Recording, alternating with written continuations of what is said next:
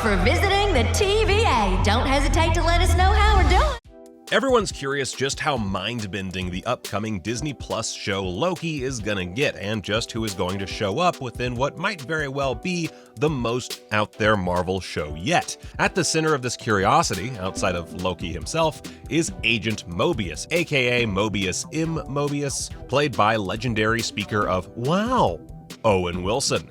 What do you take us for, kid? A couple Okies from Muskogee? Go on. But just who is this dude from beyond space and time? Let's talk about that business. I thought you didn't like to talk. Okay, so this is going to be a pretty quick video because Mobius M. Mobius is a shockingly small-time character, albeit with some seriously big-time responsibilities. You get it? Because we're dealing with time travel, you get it. Anyway, Marvel recently released a new clip of Mobius giving Loki some guff and introducing himself as an employee of the TVA, that is the Time Variance Authority. With that clip, we've learned a few details about the MCU as a whole, which are presumably just the tip of the proverbial iceberg. For one thing, the TVA is a pretty omnipotent organization, knowing everything there is to know about our nefarious villain turned potential anti-hero.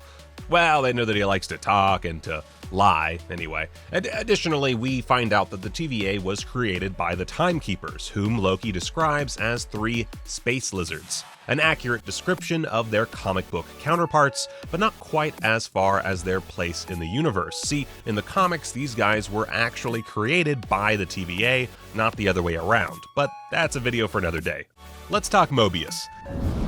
Created by Walt Simonson, Agent Mobius M. Mobius first showed up in the comics way back in 1991's Fantastic Four number 352 through 354, and his design was based on Marvel executive editor Mark Gruenwald, who was oddly enough known as the Keeper of Continuity due to being, well, a big old nerd about Marvel. In this story, he's informed that Marvel's first family has participated in a time jump, a clear infraction that's just one of many from Timeline 9023A, aka the primary Marvel Comics timeline, at least based on their accounting. And so Mobius instructs his underlings to bring him on in.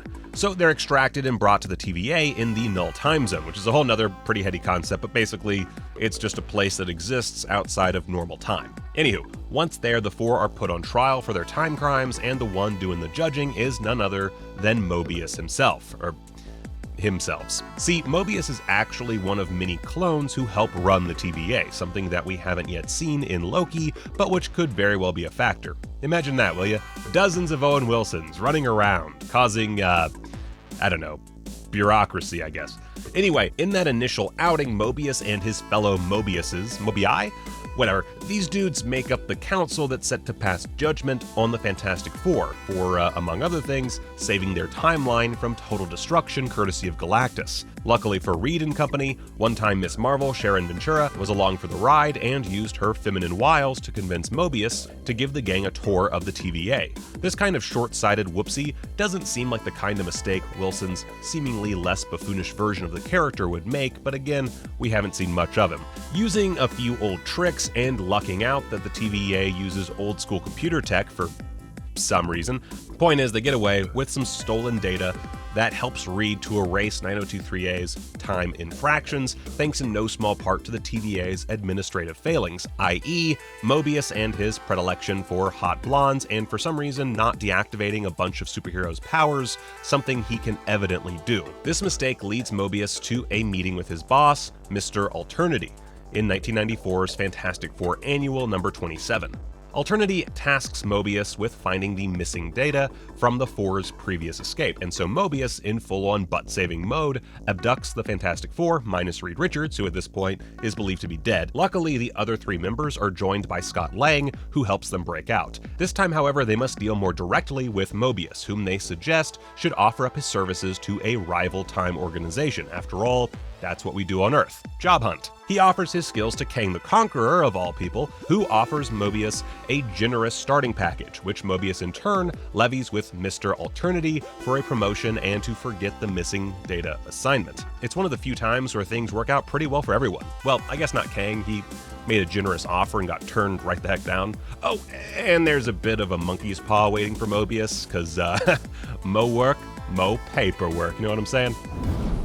It wouldn't be until 2006 that we got another appearance from Mobius. Here his appearance is based more on editor-in-chief Tom DeFalco. When She-Hulk warns Hawkeye of his impending death, she's nabbed by the TVA and put on trial by 3 clones, including Mobius himself, although this issue was more of a big clip show celebration of She-Hulk, so he's not as major a character. However, he does eventually allow her to return to her time, along with 1800s Avenger, the Two-Gun Kid.